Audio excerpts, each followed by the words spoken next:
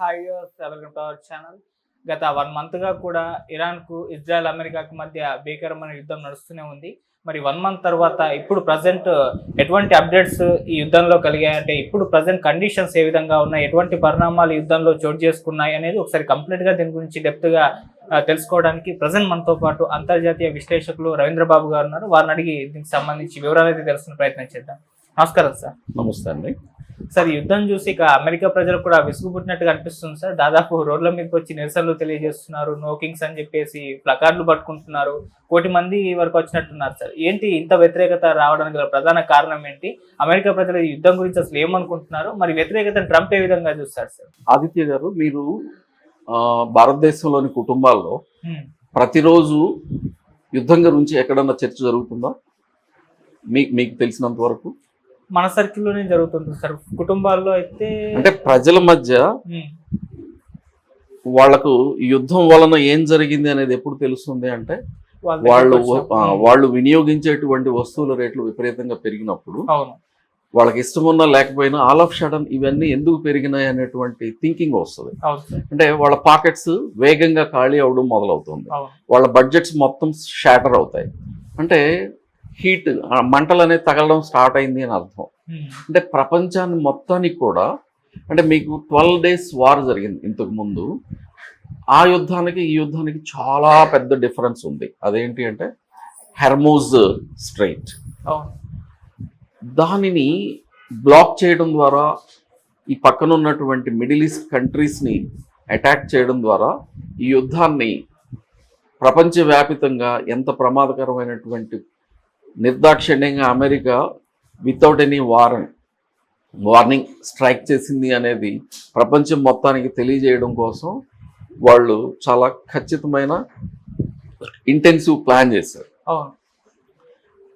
వేగంగా వితిన్ ఒక నెల లోపలే దీని యొక్క పరిణామాలు అనేవి ప్రపంచంలోని ప్రతి ఇంటి మీద, అంటే మరీ ముఖ్యంగా ఎక్కువ ఆయిల్ డిపెండెన్సీ, క్రూడ్ ఆయిల్ సొంతగా వాళ్లకు ఉత్పత్తి లేనటువంటి దేశాలు మొత్తం కూడా ప్రమాదకరమైన పరిస్థితుల్లోకి వెళ్ళిపోయినాయి. అంటే అమెరికా ప్రజానీకం కూడా ఇంతకుముందు ఆఫ్ఘనిస్తాన్ మీద 20 సంవత్సరాలు యుద్ధం చేశారు, 31 సంవత్సరాలు వియత్నాం మీద యుద్ధం చేశారు, ఆల్మోస్ట్ ఒక 8.5 సంవత్సరాలు ఇరాక్లోనూ యుద్ధం చేశారు అమెరికన్స్. కానీ ఇంత వేగంగా వితిన్ 1 నెలలోనే ప్రజా వ్యతిరేకత ఇంత బలంగా రాలేదు. దానికి కారణం ఏంటి అంటే, అమెరికా వెంట నాటో మొత్తం ఉన్నది. ఆ రోజున నాటో అనేటువంటిది మొన్న ఇరాక్ మీద యుద్ధం జరిగినప్పుడు, ఆఫ్ఘనిస్తాన్ మీద యుద్ధం జరిగినప్పుడు, ఈవెన్ లిబియా మీద యుద్ధం జరిపి గడాఫీని పదవిచ్యుతుడిని అతని ప్రాణాలు కూడా కోల్పోయాడు. వీటన్నిటప్పుడు కూడా అమెరికాలో ఇంత వేగంగా వ్యతిరేకత పెరగలేదు.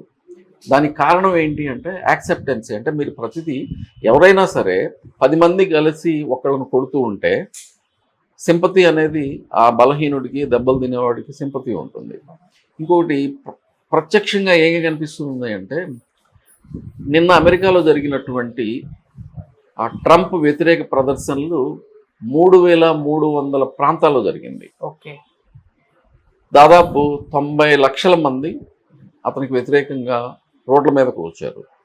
యుద్ధాన్ని ఆపేసేయాలి, no king, we don't want king, ఇది రాజరికం కాదు, యూనిలాటరల్ డెసిషన్స్ తీసుకొని మమ్మల్ని అందరినీ కూడా ప్రమాద స్థితిలో నెట్టడానికి నీకు అధికారం లేదు అని ప్రజలు మొత్తము నినదించారు. అంటే నాటో నీ వెనక లేదు, యునైటెడ్ నేషన్ నీ వెనక లేదు, కేవలం ఇజ్రాయిల్ అనేది మొట్టమొదట స్ట్రైక్ చేయడానికి ప్రేరేపించింది. మీరందరూ ఇద్దరు వెళ్ళి అక్కడ స్ట్రైక్ చేసి ప్రపంచం మొత్తాన్ని ఆ పరిణామాన్ని అనుభవించేలాగా చేశారు. అంటే ఇది కేవలం అక్కడే కాదు, విచిత్రం ఏంటంటే ఇజ్రాయిల్లో కూడా జరిగినాయి యాజిటేషన్స్. అమెరికాలో కాదు, ఇజ్రాయిల్లో కూడా జరిగినాయి.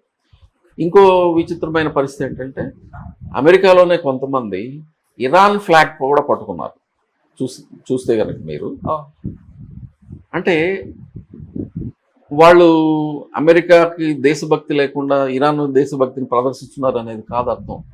మనం అన్యాయం చేస్తున్నాము, వాళ్ళు మన మీద ఎటువంటి, మనకు ప్రమాదం లేనటువంటి దేశం మీదకి ఆ ప్రజానీకాన్ని ఆడపిల్లలు స్కూల్లో ఉండేటువంటి 165 మంది ఆడపిల్లల్ని మొదటి రోజు చంపేయడము, వాళ్ళ యొక్క లీడర్ సుప్రీం లీడర్ని చంపేయడము.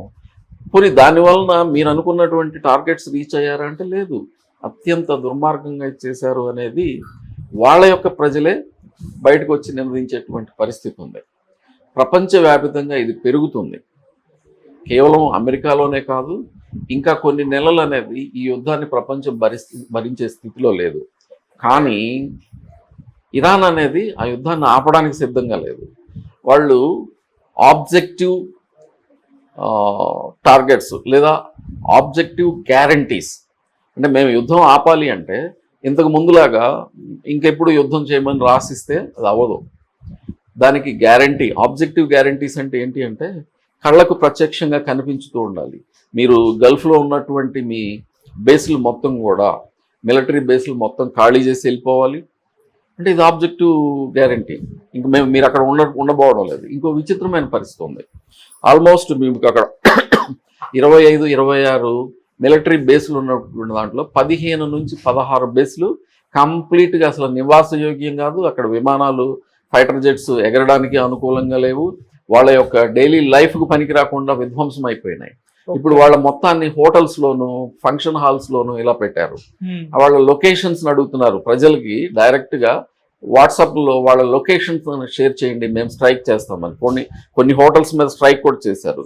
స్ట్రైక్ చేయడానికి కారణం ఏంటి? సివిల్ బిల్డింగ్స్ కదా, సివిలియన్స్ బిల్డింగ్స్ కదా అని చెప్తే లేదు, అమెరికన్ మిలిటరీ వాళ్ళకి షెల్టర్ ఇస్తున్నారు ఇక్కడ, అందుకని మేము స్ట్రైక్ చేస్తాము. అమెరికా మిలిటరీ ఎక్కడ ఉన్నా కూడా వీ హ్యావ్ రైట్, మా మీద వచ్చి దాడి చేసి మా పిల్లల్ని మమ్మల్ని చంపేస్తున్నారు అని చెప్పేసి ఇరాన్ ప్రకటించింది. సో వాళ్ళు అమెరికాకు ఉన్నటువంటి ప్రధానమైన ప్రాబ్లం ఇప్పుడు వాళ్ళ మొత్తాన్ని ఎవాక్యూట్ చేయడం.